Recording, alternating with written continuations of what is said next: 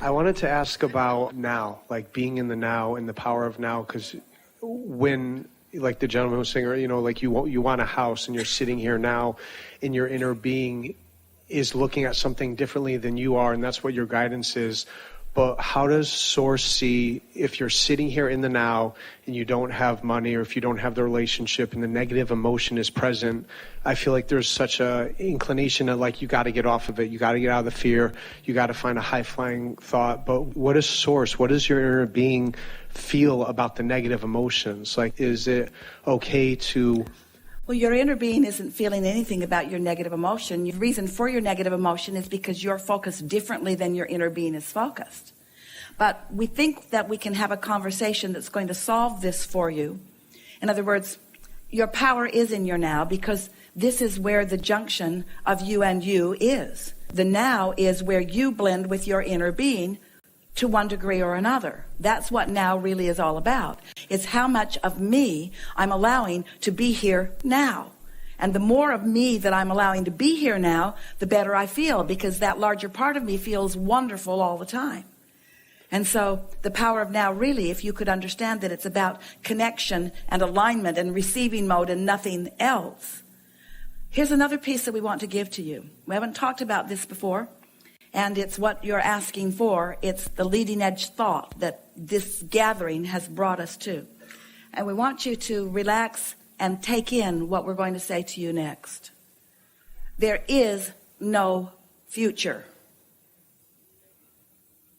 There's only now. Because you can't think in the future. You can't observe in the future. You can't live in the future. You're only living in the now.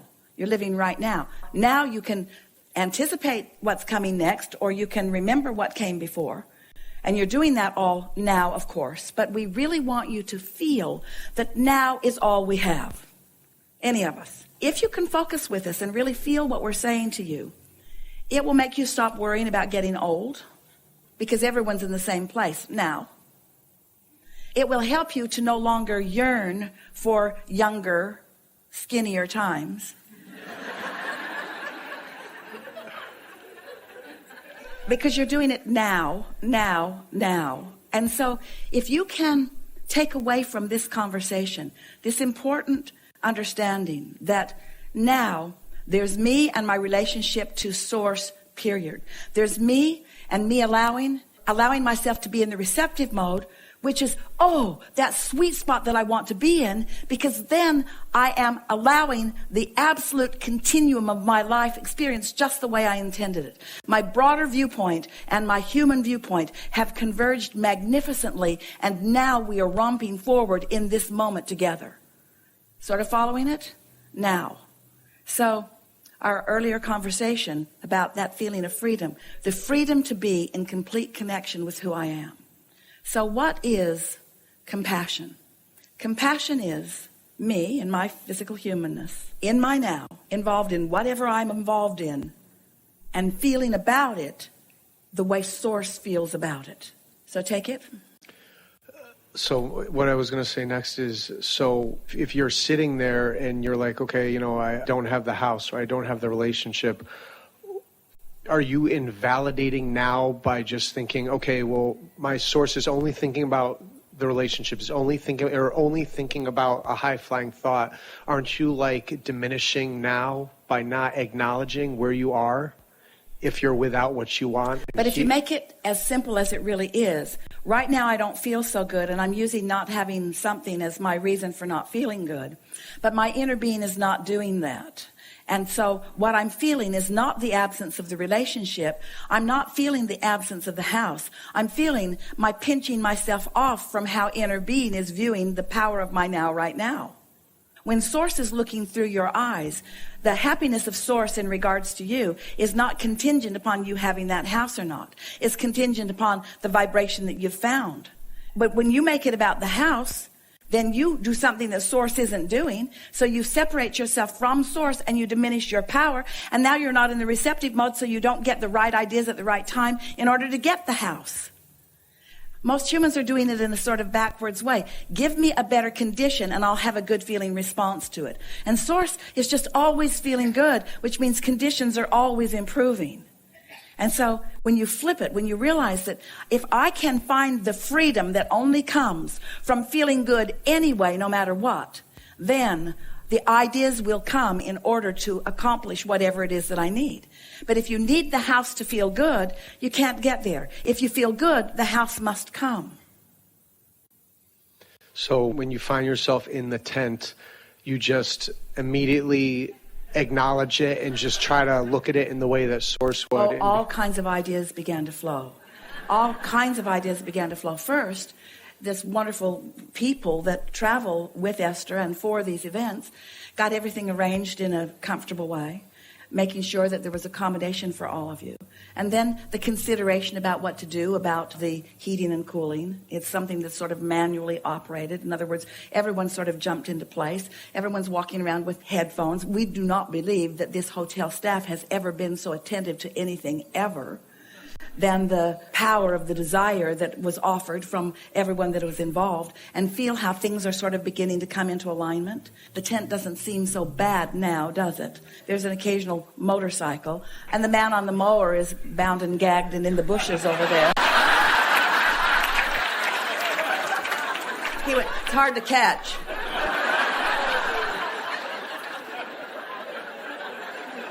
Thank you.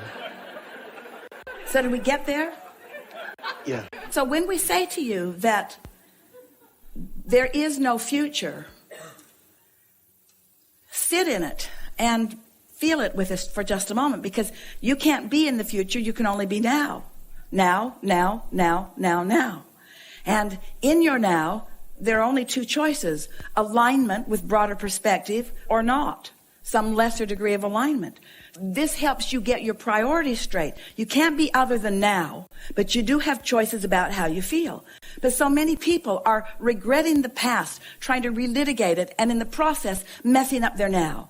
Or they're worrying about the future, and in the process messing up their now. Where if you were simply and singularly just wanting to feel connection with your inner being in the now you're consistently in the receiving mode. And now is so delicious as it yields and yields and yields and yields and yields to you things that most of the world calls magic, that you come to accept. That's just the way my life goes. This is just how things work out for me. Everything is always working out for me. No matter what my perspective of it is, things are always working out for me, because that is the way that it is. You can't get it wrong, and you never get it done. And it's all happening now, now, now, now, now. So when you accept it as your responsibility or your choice or your gift or your lovely option of choosing freedom or bondage, choosing to feel good or bad, choosing to feel a little better or choosing to feel a little worse, as you strive for the way the source within you is looking at something. Esther said to herself this morning, and she's been saying it over the last few days, it's not possible for bad things to be happening to me. It's not possible for anything other than well-being to be happening to me. So no matter what's happening, it's well-being, whether I can see that it's well-being or not. And that's the thing. That makes some of you say, oh, well, Abraham's just trying to get us to be delusional. They're trying to get us to ignore what's really going on and pretend that it is a way that it isn't. We're not asking you to pretend that a way that it isn't. We're asking you to try to see the way that it really is. We're asking you to see how it really is. And in seeing how it really is, then you see your worthiness and you see your value and you see how you are loved and you see how you are surrounded and you see how you are supported and you see why you're here and you see how good it is. And then the impulses to keep that going just continue to come and come and come and come. So by seeing how it is, it's when you're sitting in the worry or sitting in the fear, by just... And tell us what that really means. Sitting in the worry or the fear, what does that really mean? It's guidance. When I'm feeling worry or fear, what am I doing? See, that's where the self-judgment comes in, is knowing that you're not looking at it in the way Source is looking at it. Here's the thing. Source is adoring you, whether you are or not. And your not liking yourself is the very evidence of the way Source feels about you. Negative emotion is evidence that Source feels differently about. So if you're looking at yourself in a negative way and worrying or feeling judgment, casting judgment on yourself, you've got to know that the very existence of your negative emotion means you're diverging from how Source really feels. And doesn't that make you like yourself a little more when you realize that it is Source's love for you that makes you feel so bad? You could not feel this bad if Source's love was not there and you were denying it. If Source was indifferent about you, somebody calls you on the telephone and said, hello, you don't know me. I'm just calling you to let you know that I'm never going to call you again. You'd say, okay. You wouldn't worry about it. You wouldn't be sad about it. If somebody you care about tells you that, then you have a different reaction to it. So let's say that again. Your negative emotion is your indication that you are denying the love that Source is shining on you in this moment in time on this subject at hand. How good does that get? The worse you feel, the more Source is trying to tell you how worthy you are. The worse you feel, the more it's Source saying things are moving for you in the direction that you want them. Just relax and let it be.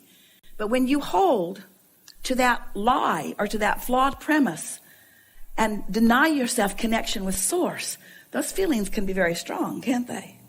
Yeah. Helpful? Yes. Can I ask another question? Last time we spoke, I asked about my Vortex relationship, and you told me not to be worrying about him because I wasn't the Vortex version of me yet. How do I become him? Like, what does that mean? Well, if we were standing in any of your physical shoes, we'd hook up with our own inner being and everything else will follow. Because when you're looking at a manifestation that hasn't come yet, then you're not your Vortex version. Being your Vortex version was the whole conversation that we've been having with you all along. Isn't it? We'll bring you all sort of up to speed with what we're talking about here. One day, a woman said to us, Abraham, my son is having a really hard time. Would you give me some words that will help me help him get a mate? And we said, oh, we don't think that's a good idea. And she said, why not? Because she couldn't believe we were denying her that. Because she thought that her son getting a mate was what he really needed. And we said, if a mate comes to him right now, she'll be just like he is. She'll be unemployed. She won't like herself. She'll be belligerent at the world. She'll be pushing against things. They'll bang around together and then they'll break up. And she said, oh yeah, that's what's been happening. And before any of you want to couple up with someone else, you want to be offering the vibration that matches the vibration of your inner being, so that what you couple up with is a vibrational match to who you want to be, not to a vibrational match to the absence of it. And so the thing that keeps you from finding the relationship you want is your incessant attention to the fact that it hasn't come yet. You cannot focus upon the absence of something. And so you got to get your mind off of that and on something that you can do something about. Sometimes we know that you feel about us when we talk like this, when we're talking about laws and vibrations and universal laws and principles, and we're talking about emotions, and we're talking about the vortex, and we're talking about vibrational things. Sometimes you think that what we're doing is just wanting to distract you from the reality of life. And that isn't the case at all. We want you to engulf yourself and surround yourself with the realities of life, because that's the stuff that the magnificent life that you're living comes from. But we just want you to get real in the now. We want you to bring all of yourself to the table right now. We think that it is really unnecessary for you to be banging around in thoughts that don't match who you really are, and then complaining about the way you feel because things aren't working out, when the reason that you feel the way you feel is not because things aren't working out, it's because you're denying who you really are. You've come too far. You know too much. You are extensions of source energy. You must be allowing the fullness of who you are to flow. That's why we've talked so much about getting into the vortex. And then we found some words that work even better for you. That here's this vortex and it's all queued up, but you got to be in the receiving mode of it before what's in the vortex can flow to you. And how is it that vibrations and thoughts, how do they turn to things? How does your economy improve? Do you truck things in from other planets? Have you seen those pipelines from other planets flowing goods and services? It's not like that, is it? It's vibration turning into reality. And so when you understand that this is the energy that creates worlds, and that it is at your fingertips, and that you can turn your hopes and your dreams and your visions and your ideas of what you want, you can turn them into tangible realities by, in your now, as often as you can, syncing up with that energy that does turn things into the reality that you want.